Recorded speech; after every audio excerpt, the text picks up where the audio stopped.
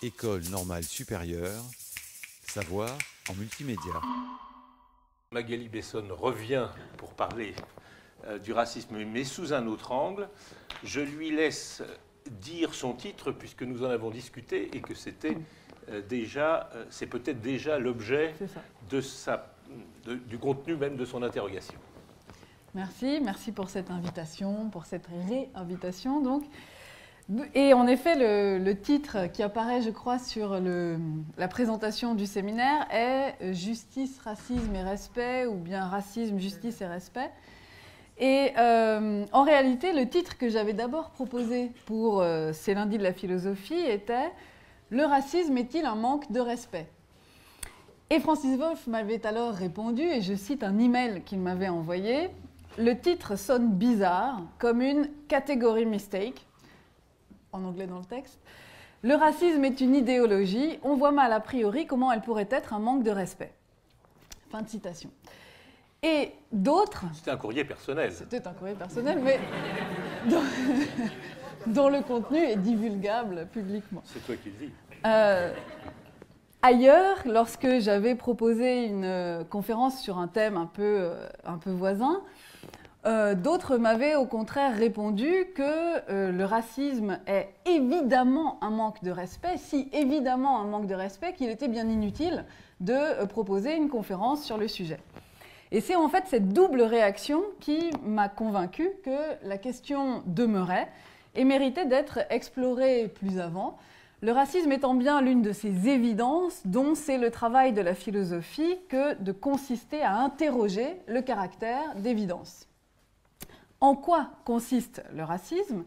Quels phénomènes sont racistes ou peuvent être dits racistes, lesquels ne le sont pas? Quels sont donc les critères de définition du racisme? Qui ou quoi peut-il être légitimement désigné comme raciste?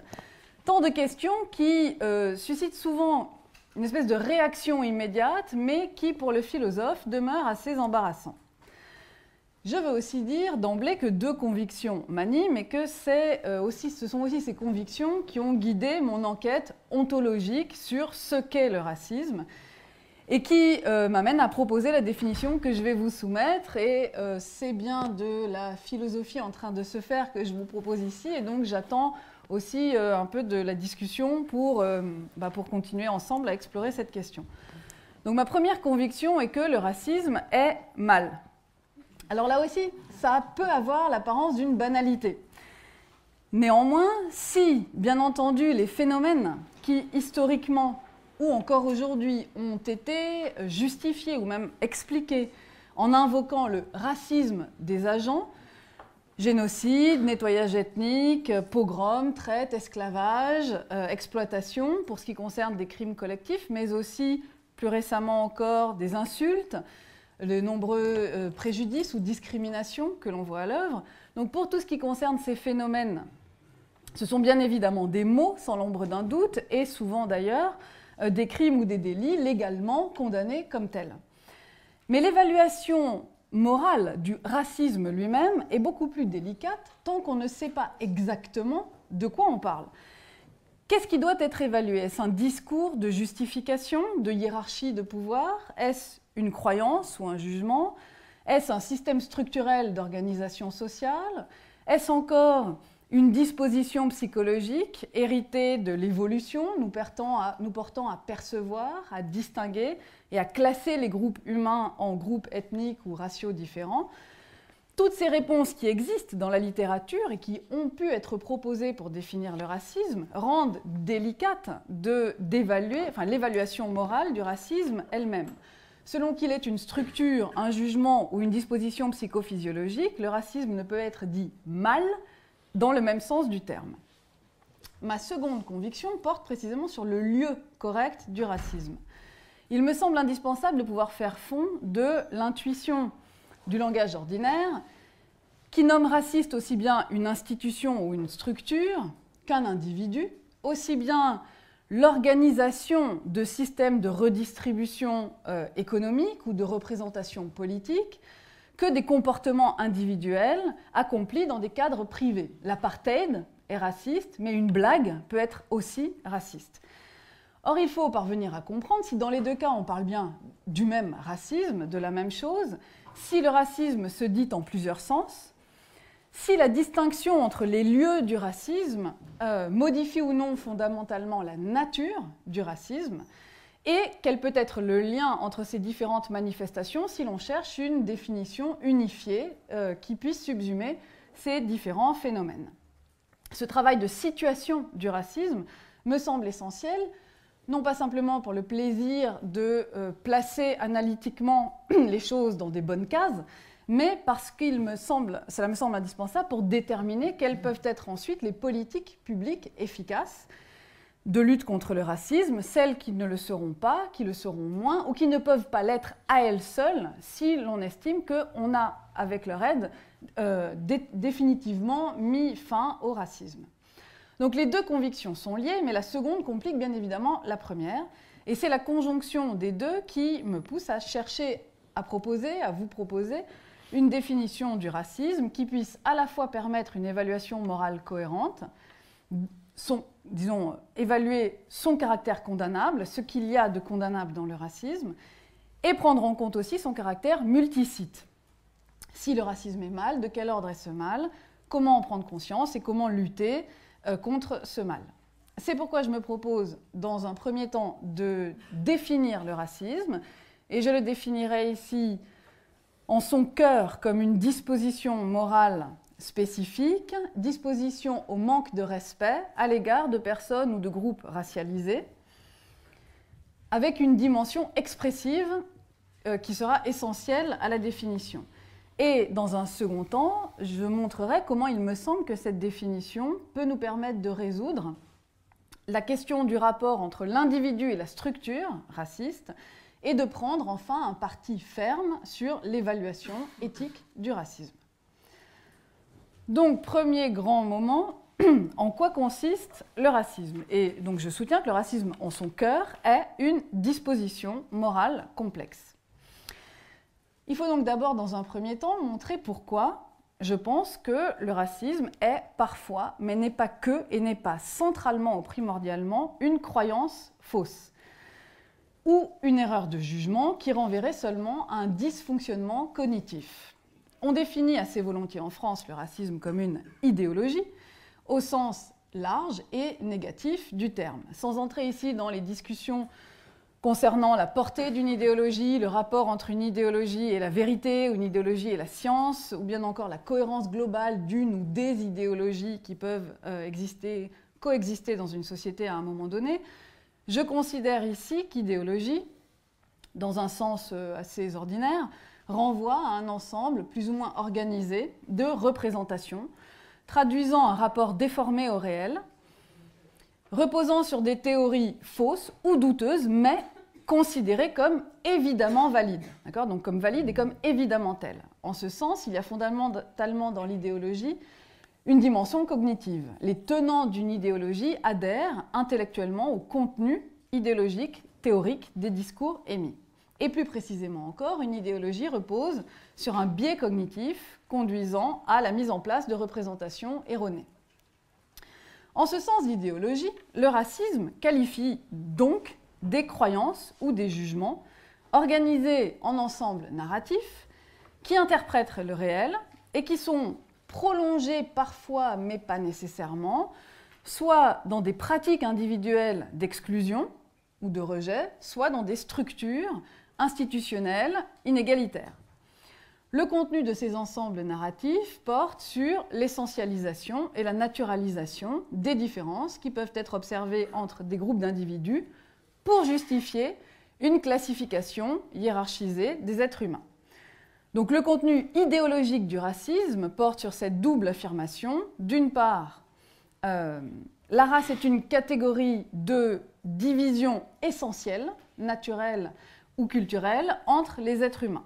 Donc l'affirmation de l'existence des races comme des essences biocomportementales est le premier élément de contenu de l'idéologie raciste. Et deuxième affirmation, la hiérarchisation entre ces différentes races est affirmée également. Les membres d'un ou des autres groupes objets du racisme sont classés comme inférieurs physiquement, culturellement, mentalement, moralement, esthétiquement, etc., en vertu de leur race imputée. Ces deux énoncés idéologiques sont censés justifier, donc dans l'idéologie raciste, l'inégalité de traitement politique, économique et social à l'égard de groupes différents. Et donc l'idéologie raciste est toujours institutionnalisée.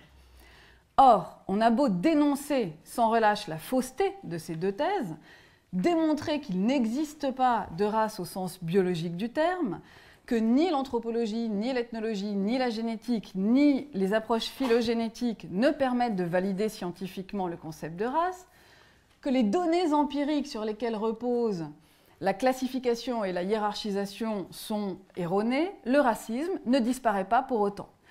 C'est le phénomène que Colette Guillaumin, dès 1981, dans le premier numéro de la revue Le Genre Humain, avait énoncé, en l'utilisant pour le titre de son article, dans ce premier numéro, le phénomène du, je cite l'article de Colette Guillaumin, « je sais bien mais quand même ». Quelque chose dans le racisme résiste à la démonstration qu'il n'existe pas de race biologique hiérarchisée. Et cette résistance suggère, me semble-t-il, que la dimension cognitive du racisme n'est pas au cœur du concept. Deux figures sont mentionnées dans la littérature pour donner du corps à cette difficulté. D'une part, et c'est une figure proposée par quelqu'un qui s'appelle Jorge Garcia, mais peu importe, imaginons le cas d'une personne qui croirait sincèrement qu'il existe une race inférieure aux autres et qui tenterait activement d'empêcher tout contact, intime, privé ou public, entre des membres de cette race et les autres. Ajoutons que cette personne le croit parce qu'elle a été élevée ainsi, tout en étant totalement coupée d'influences extérieures et d'influences contraires extérieures. Mais qu'elle serait susceptible de réviser cette croyance si on lui présentait des preuves que sa croyance est fausse. Pour Jorge Garcia, cette personne commet une erreur de jugement qu'il faut s'employer à corriger, qu'on peut facilement corriger. Mais si la croyance est raciste, la personne en question ne l'est pas. En particulier, cette personne n'est pas moralement condamnable. Deuxième cas, imaginons, et c'est un cas qui est proposé par un autre philosophe qui s'appelle John Arthur, imaginons le cas d'un raciste réticent. Ce raciste réticent a été élevé dans des croyances racistes, entretient des croyances racistes, mais les regrette et fait tout pour se débarrasser de ses croyances. Il entreprend une psychothérapie, il écrit un livre, il fait partie de groupes de parole, etc. Malgré tout, il ne peut pas s'empêcher d'être persuadé de l'existence de groupes raciaux essentialisés. Et il ne peut pas non plus s'empêcher d'éprouver de l'hostilité à l'égard des membres de ces autres groupes. John Arthur suggère alors d'imaginer le racisme sur le modèle, en l'occurrence dans ce cas-là, de la schizophrénie. Le raciste réticent, dit-il, entretient en même temps deux croyances contradictoires concernant l'existence et la non-existence des races comme essence naturelle hiérarchisée. Et par ailleurs, dit Arthur, l'hostilité raciale lui est en quelque sorte étrangère, dissociée, puisqu'il fait tout pour essayer de la combattre. Elle est extérieure à lui. Donc, comme il n'a aucune prise sur ce racisme, puisqu'il n'arrive pas à s'en débarrasser, il ne mérite pas non plus d'être blâmé moralement pour cette hostilité. Il mérite d'être pris en charge, d'être accompagné, mais pas d'être condamné.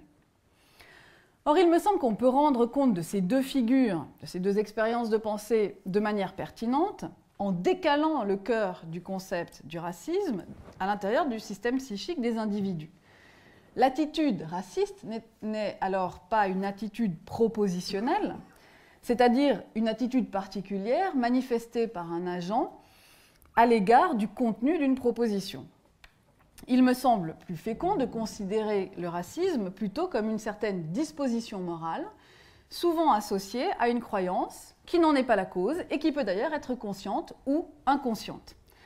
Cette approche permet d'accepter que dans le premier cas, en effet, la personne ne soit pas raciste au sens strict du terme, et dans le second cas, le raciste réticent n'entretient pas des croyances contradictoires, mais doit plutôt être envisagé sur le modèle du philosophe suspendu dans une cage dans le vide, modèle qui est celui que proposait Montaigne dans les Essais, philosophe qui sait qu'il ne risque rien et ne peut pas s'empêcher d'avoir peur et de trembler.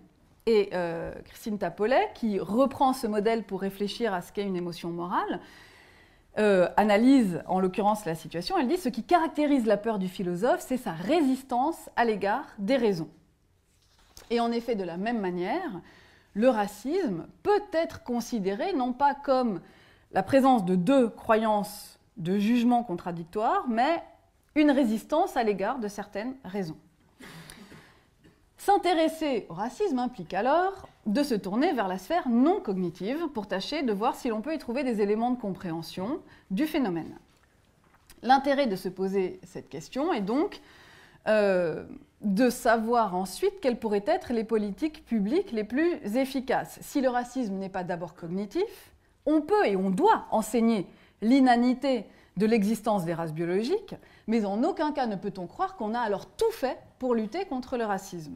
C'est nécessaire, mais ça n'est pas suffisant.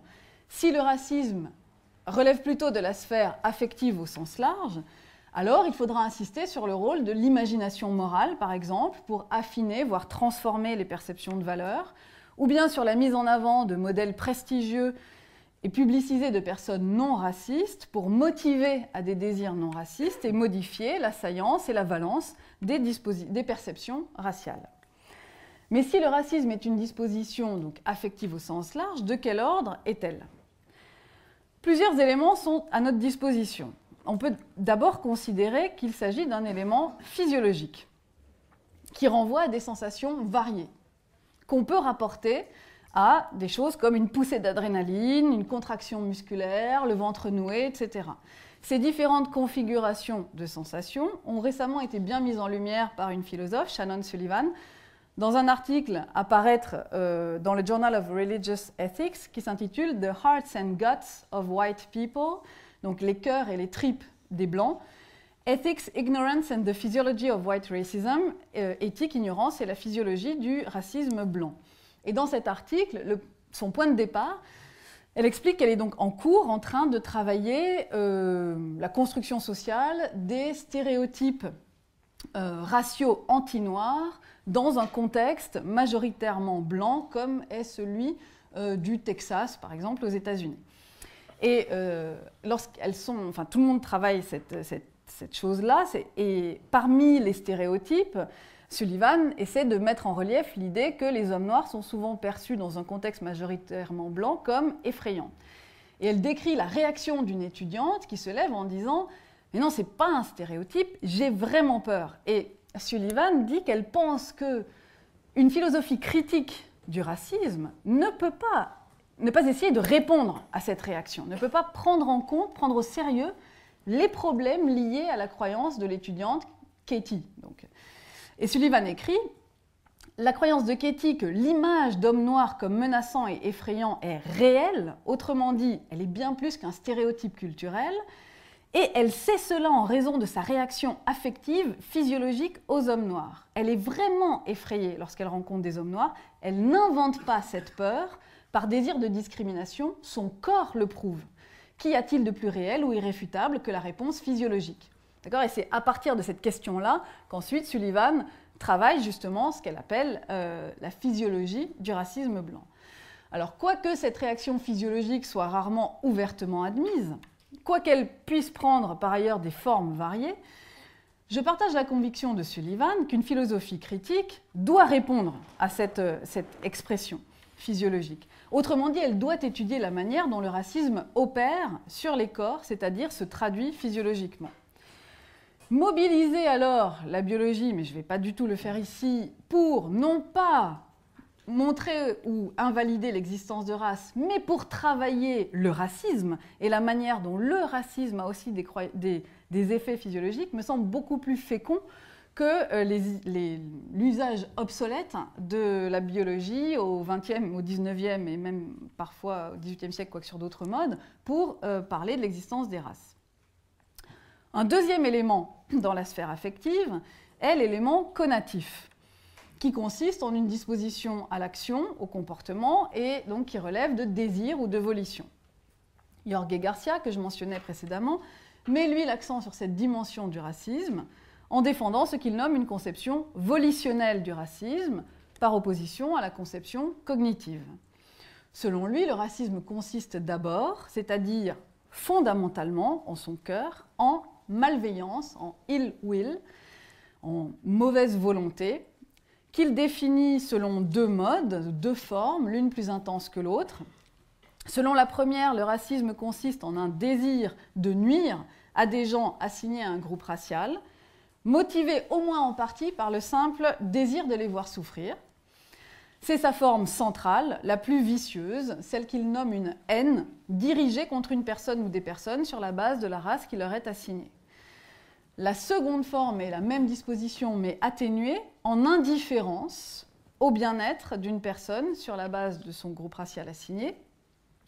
Une personne est alors raciste quand elle ne se préoccupe pas assez, ou pas de la bonne manière, des gens assignés à un certain groupe racial. Selon cette forme, sont racistes ceux qui ne cherchent ni à empirer, ni à améliorer la condition de personnes assignées à une race, ceux qui ne cherchent pas directement à agir ou à prendre en compte les races construites socialement dans leur comportement. Et Garcia nomme sa conception du racisme volitionnel, car elle rapporte fondamentalement le racisme donc à une dimension connative, plutôt qu'à une dimension cognitive.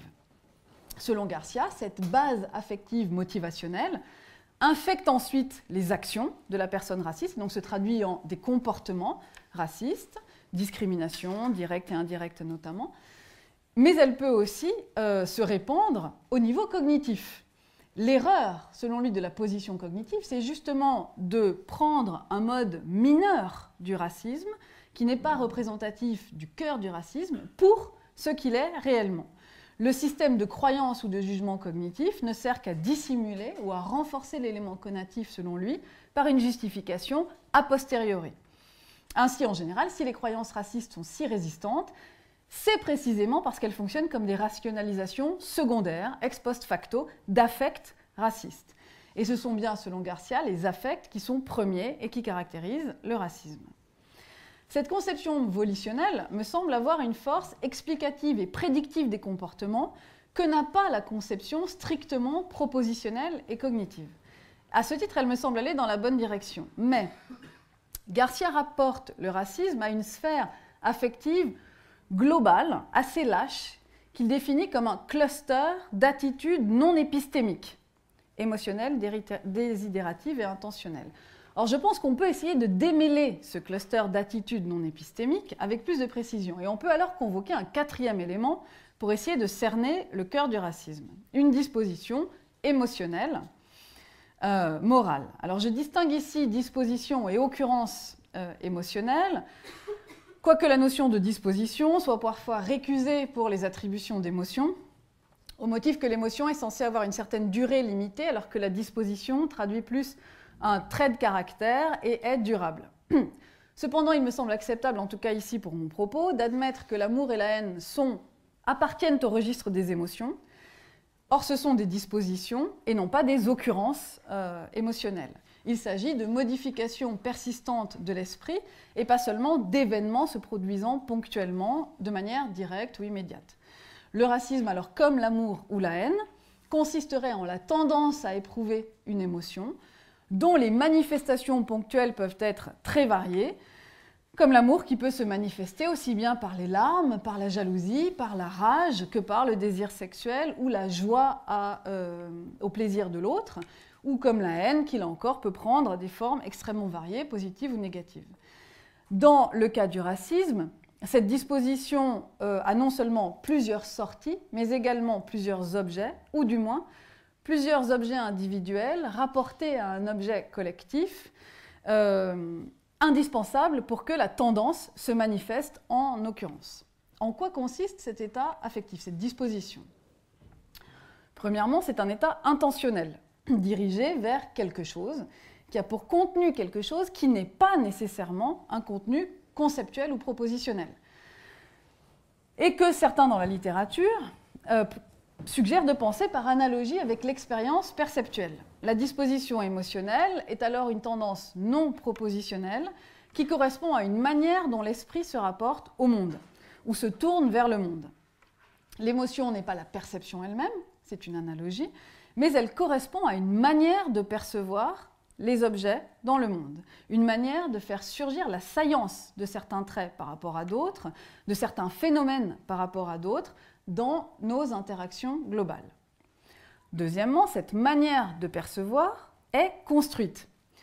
Les émotions ne sont pas des caractéristiques individuelles innées des personnes auxquelles elles sont attribuées, mais elles émergent des dynamiques des interactions sociales, et il y a une dépendance contextuelle des émotions.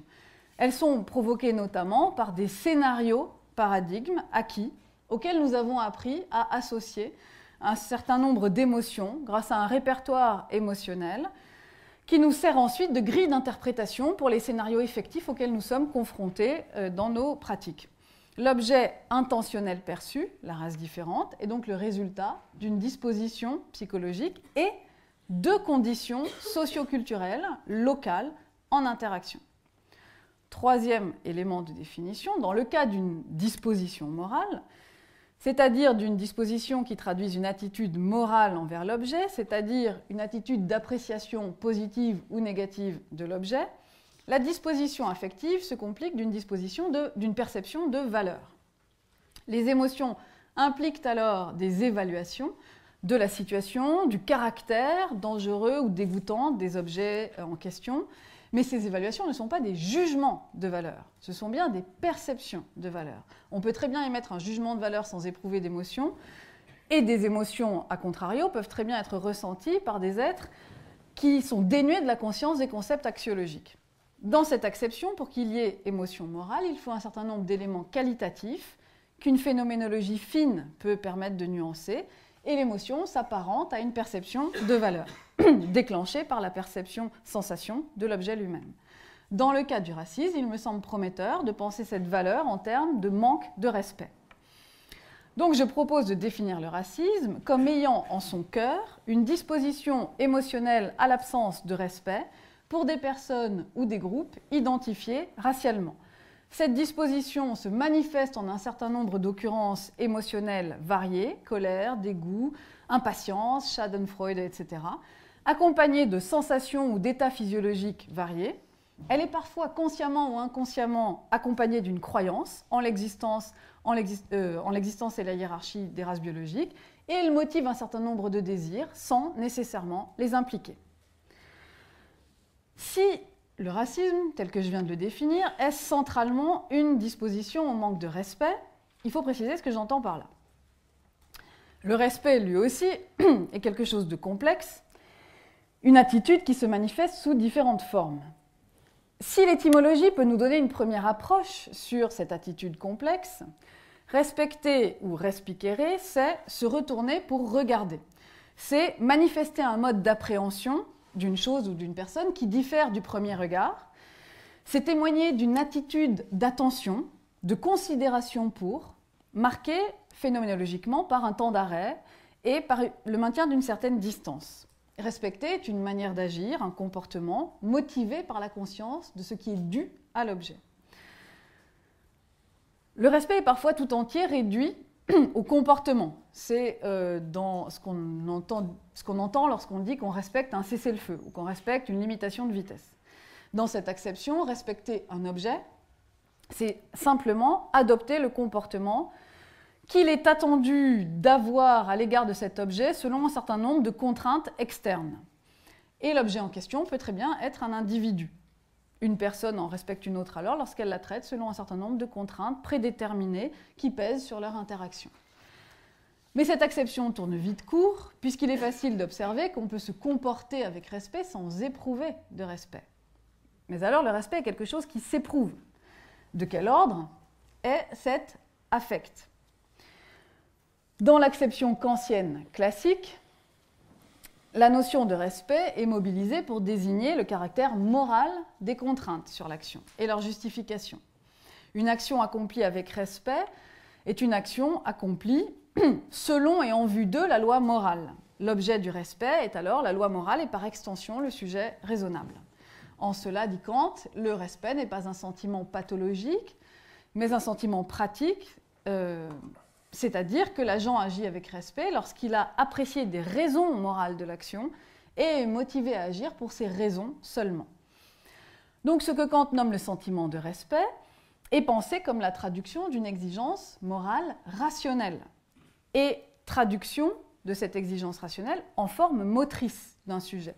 Selon les termes de mon collègue François Calaury, de l'Université de Rennes lui aussi, le sentiment de respect se donne comme arraisonnement de la sensibilité, ce qui indique l'emprise exercée par la raison sur la sensibilité et qui détermine la volonté indépendamment de tout élément sensible.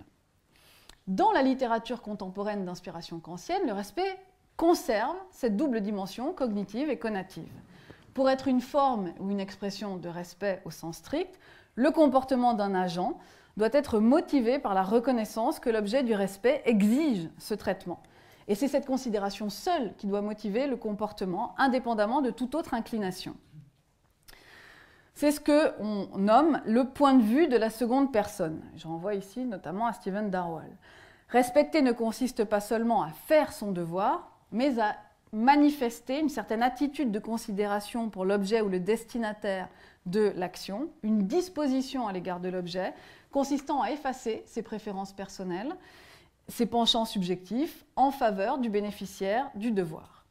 Le respect implique donc une certaine dimension motivationnelle et justificative. On agit par respect lorsqu'on accomplit un certain type d'action pour des raisons que l'on reconnaît comme motivantes de l'action et qui émanent d'une exigence d'autrui, de ce que autrui requiert en tant qu'il est lui-même autrui. Il y a donc dans le respect toujours la prise en compte d'autrui pour lui-même.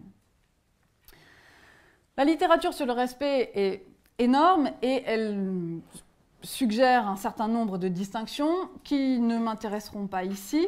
Je veux juste garder cette idée que le respect consiste à reconnaître ou évaluer un objet d'un point de vue moral, c'est-à-dire estimer que les objets du respect ont une valeur en eux-mêmes, que nous devons reconnaître, qu'ils appellent à reconnaître, le respect étant la perception et la manifestation de cette valeur, la valeur morale elle-même qui s'éprouve et se témoigne.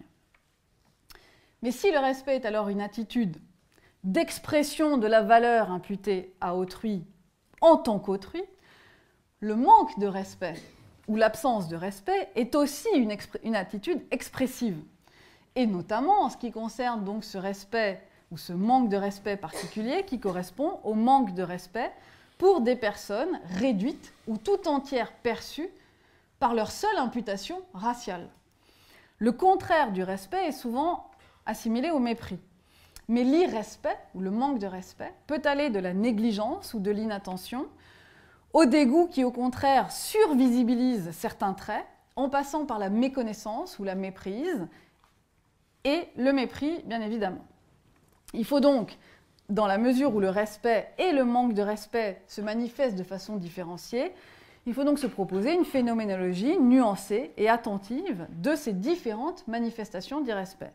Là encore, je ne vais pas du tout m'y livrer ici, mais je veux souligner que la définition du racisme comme disposition morale au manque de respect permet de rendre compte de la grande diversité des attitudes et des modes d'expression du racisme. Je veux, dans un second temps, maintenant que j'ai à peu près donné un certain nombre d'indications sur la manière dont je conçois le cœur du racisme, me tourner vers les deux questions que j'ai énoncées en début de mon propos, auxquelles il me semble que l'acception que je viens de proposer permet d'offrir une réponse cohérente. Donc, première question, quel est le lien et comment penser le rapport entre le racisme institutionnel et le racisme individuel ? Il peut sembler à première vue que l'acception que je viens de proposer, c'est-à-dire le racisme comme une disposition morale au manque de respect, rende difficile d'attribuer le racisme à des structures ou à des institutions. La perspective du racisme institutionnel pense le racisme comme un système de contrôle social, d'organisation des inégalités économiques et une structure de domination politique. Dans ce modèle théorique, donc du racisme institutionnel, le racisme est un objet d'étude ou d'analyse pour la sociologie politique et pas du tout pour la philosophie morale. La question que le chercheur qui s'intéresse au racisme doit alors se poser est celle sociopolitique de la construction du système ou de la structure raciste comme effet d'exploitation d'un groupe d'hommes par un autre, qui implique une dépsychologisation et une désindividualisation de la question raciste.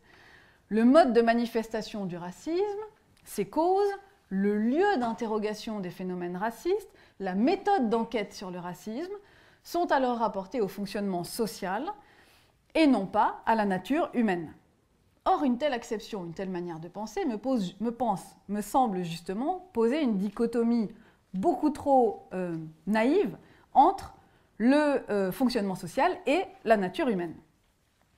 L'individu et la structure ne sont pas en face à face, comme s'il pouvait n'y avoir d'un côté que soit des individus coupables de leur nature raciste, responsables individuellement de leurs croyances, de leurs jugements, de leurs affects, de leurs dispositions morales racistes, qui seraient dans leur nature, ou bien de l'autre, un fonctionnement systémique, un racisme inscrit dans le fonctionnement ordinaire des institutions. Dans l'approche constructiviste des dispositions morales que j'ai évoquées, pour cerner le contenu et les manifestations de la disposition morale, il faut être attentif au rôle du contexte, y compris institutionnel, et il faut être attentif au rôle de l'interpersonnel dans la formation de la sphère affective. On ne naît pas haineux, joyeux, respectueux ou raciste. Les émotions ou dispositions morales ne peuvent pas être identifiées ou rapportées uniquement à des états internes qu'une psychologie décontextualisée permettrait d'identifier et de diagnostiquer. Que le racisme soit une disposition de l'esprit n'en fait pas une tare psychologique ni une constante de la nature humaine.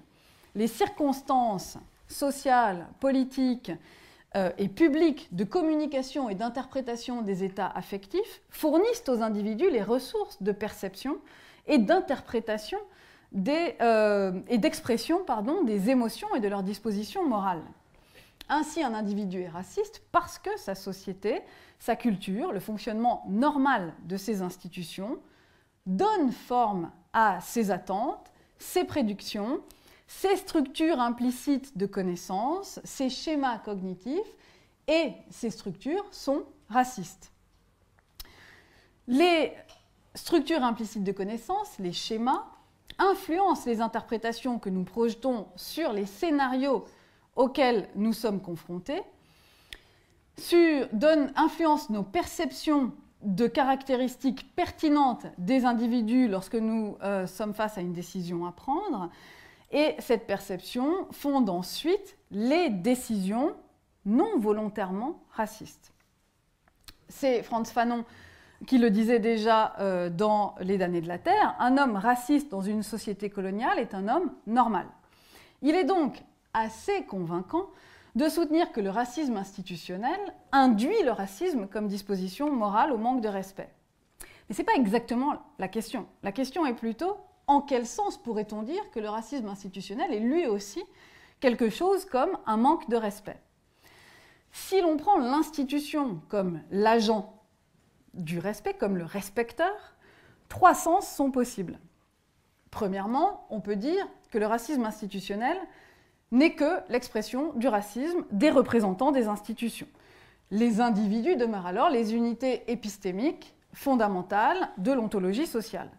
Il n'y a de racisme institutionnel ou structurel que lorsque les personnes qui organisent, maintiennent et font fonctionner les institutions sont racistes. On dirait alors qu'une institution manque de respect racial, par métonymie. Le lieu fondamental du racisme demeure bien l'individu. Le problème avec cette interprétation, qui relève de l'individualisme méthodologique, c'est que les institutions modernes, complexes, sont différentes des gens qu'elles représentent et de leur personnel. Elles sont définies d'abord par la manière dont elles sont organisées et par leur mode de fonctionnement. Dire qu'une institution est opérante, c'est dire qu'un certain nombre de règles ou de procédures qui constituent ces institutions sont comprises, reconnues et appliquées par les membres de la société où opère l'institution, et que le personnel de cette institution agit selon un certain nombre de règles et est reconnu comme légitimé dans les fonctions, les rôles conférés par l'institution qui produit des relations de pouvoir. En outre, les institutions n'agissent pas nécessairement par le biais d'agents identifiables, pas plus qu'elles ne sont nécessairement le produit d'individus aux émotions ou aux dispositions aisément identifiables. Une deuxième solution, si l'on veut donc rapporter le racisme, si l'on veut pouvoir parler légitimement de racisme institutionnel tout en rapportant le racisme à une attitude ou une disposition au manque de respect, consiste, et c'est une solution proposée par John Arthur que je mentionnais aussi tout à l'heure, consiste à traiter les institutions comme des personnes, à les personnifier. Ce qui, souligne-t-il, est très fréquent en droit. On parle de la responsabilité d'une entreprise, on a recours à l'interprétation d'un corps législatif pour interpréter un statut, etc. En ce sens, le racisme institutionnel est ce que Arthur nomme un concept interprétatif. Si un individu réel agissait ainsi, dirions-nous que cet individu est raciste? Si oui, alors l'institution est raciste, comme le serait l'individu en question. L'intérêt d'une telle approche est de donner au racisme institutionnel un sens qui n'exige pas d'y voir les ressorts inconscients ou conscients d'individus explicitement ou inconsciemment racistes. Mais l'analyse repose sur un raisonnement contrefactuel selon lequel une institution est raciste si un individu aurait été raciste s'il s'était comporté comme se comporte l'institution dans la réalité. Or, un individu agit de manière raciste lorsque son action s'ancre dans une disposition perceptuelle au manque de respect. Pour pouvoir donc déterminer si l'institution est raciste, il faut montrer que l'institution opère pour le même type de motivation. Or, il est difficile de deviner quelle perception de valeur pourrait motiver une institution si elle était un individu. Donc la solution contrefactuelle me semble ne convaincre que des gens qui l'étaient déjà, mais au fond ne pas répondre véritablement à la question de ce que pourrait signifier le racisme institutionnel. Une troisième possibilité, qui me semble plus prometteuse, repose sur une approche relationnelle du respect. Sonny Lagarde, un philosophe danois, propose dans The European Journal of Philosophy en 2013 une interprétation du respect en termes relationnels, dit-il. Selon lui, l'analyse du respect ne peut pas être simplement centrée sur le respecteur et le respecté, mais elle doit aussi inclure des caractéristiques concernant la relation elle-même entre les deux.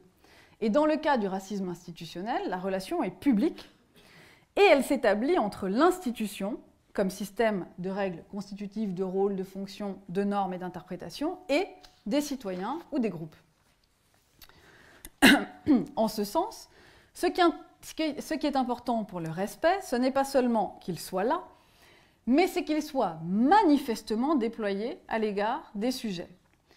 Paraphrasant la phrase concernant la justice pénale « Justice must be seen to be done », Lagarde dit « Le respect doit être vu pour être fait ». Ce qui fait du respect une valeur, c'est, du point de vue du respecté, d'être traité publiquement en accord avec ce qu'exige la morale, c'est-à-dire que la règle institutionnelle soit publiquement énoncée, de telle sorte que les usagers des institutions sachent qu'ils sont reconnus comme dignes de respect. Le respect institutionnel au sens plein exige la publicité ou l'expression publique de la motivation de l'action. La publicité n'est pas alors simplement une contrainte supplémentaire sur l'action ou sur un principe normatif qui serait déjà tout entier constitué, mais elle est pleinement intégrée au concept de respect institutionnel. Ainsi, elle ne pose pas seulement des limites à la manière dont les institutions doivent se comporter, mais elle porte sur la manière dont il est pertinent de les décrire comme se comportant avec respect. Cette solution relationnelle du respect institutionnel s'intéresse à ce que cela fait du point de vue des respectés lorsque l'institution exprime ses raisons pour agir avec respect. Ainsi, le manque de respect repose ici sur l'absence de raison donnée à l'action ou bien sur le caractère irrespectueux de la raison publiquement soutenue.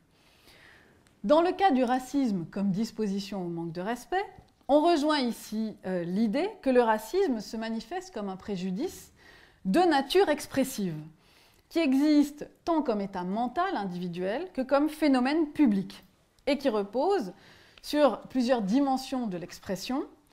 Premièrement, sur le savoir partagé de l'existence d'une perception irrespectueuse. Deuxièmement, sur le caractère publiquement dissible de cette perception, lorsque le discours public fait état de la représentation raciste et la relaie. Et enfin, sur le statut de prémisse par défaut de ce partage perceptif, avant toute interaction institutionnelle ou interpersonnelle, avant toute rationalisation de la relation, la perception est là et fonctionne comme un préjugement, une prédisposition au racisme, un préalable que n'importe quelle relation doit d'abord s'employer à déconnecter avant même de pouvoir se comporter de manière non raciste. Le racisme, en ce sens de disposition à l'irrespect relationnel racial, est manifesté comme un préjudice de nature expressive, car il est fait de significations sociales qui pèsent non seulement sur les relations privées, mais également dégradent les individus du point de vue des représentations publiquement partagées.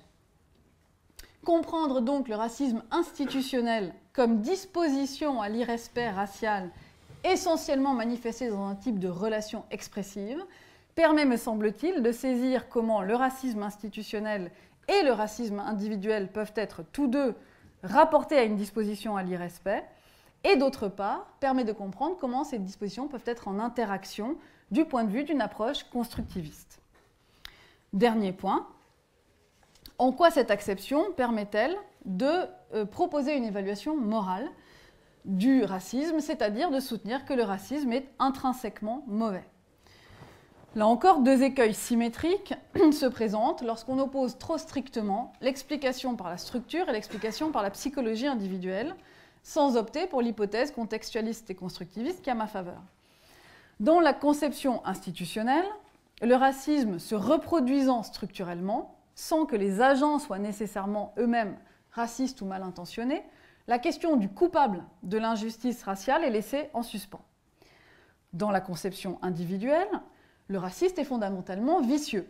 Il commet une faute morale dont il est responsable, qu'il s'agisse d'une responsabilité pour son ignorance, si le racisme est rapporté à un état cognitif, d'une responsabilité pour son désir mauvais, si le racisme est rapporté à un état conatif, ou une responsabilité pour le caractère inapproprié de sa perception de valeur, s'il est rapporté à une disposition morale. L'hypothèse donc est culpabilisante pour certains et déresponsabilisante pour l'ensemble de tous les autres. Or, du point de vue d'une société juste, ou de ce qu'il faudrait se proposer de faire pour aller vers une société plus juste, et donc du point de vue des exigences qui pèsent sur la mise en place d'une égalité entre les groupes sans distinction de race, comme le dit l'article 1er de notre Constitution, tant qu'on n'a pas encore revu la Constitution, du point de vue de la disparition des dispositions à l'irrespect racial qui pourraient être envisagées pour progresser vers une société racialement plus juste, il est peu utile de chercher à pointer des coupables individuels. L'approche en termes relationnels nous permet d'être beaucoup plus clairs quant au caractère condamnable du racisme. Si l'on suit la typologie classique dans le champ des valeurs, on peut évaluer moralement selon des théories téléologiques qui se posent la question du bien, des théories, disons, déontologiques qui se posent la question du juste, et les théories de la vertu qui se posent la question du vertueux. Ce qui m'intéresse ici, c'est surtout les interprétations en termes de juste. D'évaluer donc le racisme du point de vue du juste, c'est-à-dire dans une perspective qui est celle de la deuxième personne, et non pas de la première personne qui se pose la question du bien, ni de la troisième personne qui évalue ce qu'est la conduite vertueuse. La relation entre deux individus, les jugements concernant le juste, sont émis du point de vue d'une seconde personne qui exige d'autrui une reconnaissance de responsabilité.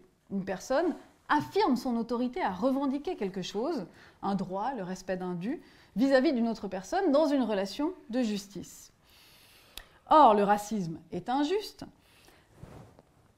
Du point de vue de différents types d'éthique, il a pour conséquence de miner le respect pour soi-même des individus racialisés et confrontés quotidiennement à l'expression d'irrespect.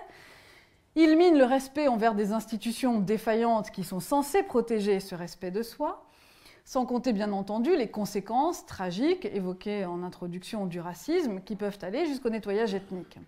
D'autre part, si une société juste repose sur le principe de l'égalité de tous au nom du respect minimal due à chacun en raison de sa dignité, hein, c'est l'égalitarisme dans sa version la plus minimale, le racisme contrevient par définition à ce principe. Si donc on veut dire que le racisme est injuste, il faut cependant se garder que cette évaluation morale se fasse sous les auspices de ce qu'Iris Marion Young a identifié dans son dernier livre, paru de manière posthume en 2011, Responsibility for Justice, comme un modèle juridique de la responsabilité, où la responsabilité se comprend en termes de culpabilité ou de faute. Le rétablissement de la justice requiert dans ce modèle absolument la condamnation morale ou juridique des coupables. L'injustice raciale ne peut se comprendre comme uniquement le fait de personnes particulièrement mal intentionnées qui contreviendraient au droit, mais l'injustice raciale se reproduit, comme j'ai essayé de le montrer, de manière structurelle. Elle est le résultat d'une interaction complexe entre le fonctionnement des institutions et les attitudes individuelles, et ce en raison du caractère fondamentalement expressif de l'exigence relationnelle du respect. Le modèle classique juridique de responsabilité, qui cherche à établir une relation causale unique entre un individu et un mal avéré et surdéterminé, ne permet pas de saisir ces injustices, dont seuls quelques phénomènes sont ponctuellement visibles, mais qui se reproduisent de manière plus invisible que jamais. Le modèle classique perpétue la fausse division de la société entre victimes et bourreaux et laisse supposer que la faute morale pourra facilement être éradiquée une fois le coupable de racisme reconnu, identifié et condamné. Comme l'écrit Young, ce modèle accentue indûment le pouvoir qu'auraient certains acteurs dominants à désigner quels sont les coupables afin de reporter démesurément la faute sur eux, tout en réduisant à néant la responsabilité des acteurs qui tiennent un rôle indirect dans la production de l'injustice. Or, la force de la conception du racisme comme disposition à l'irrespect, manifestée fondamentalement comme préjudice expressif dans une interaction entre structure et individu, et qu'en échappant à la logique binaire et réductrice dominant-dominé, coupable-non coupable, elle permet d'appréhender les injustices raciales qui demeureraient invisibles sous le modèle juridique ou judiciaire, et de renouveler la conception de la responsabilité morale et politique pour la justice. C'est ce que Young appelle une conception relationnelle de la responsabilité ou une conception selon la connexion sociale, en lieu et place du modèle classique juridique, de sorte que tous ceux qui sont impliqués, de près ou de loin dans des structures productrices d'injustice raciale, puissent se voir imputer la responsabilité de s'engager à travailler, à modifier ces institutions. Cette approche de la responsabilité est tournée vers l'avenir et non pas tournée vers le passé, contrairement aux attributions classiques de faute ou de culpabilité. Et ce qui m'intéresse particulièrement ici, et c'est mon dernier mot, elle nous concerne tous, le racisme étant une injustice dont, selon ce modèle-là, nous sommes tous responsables.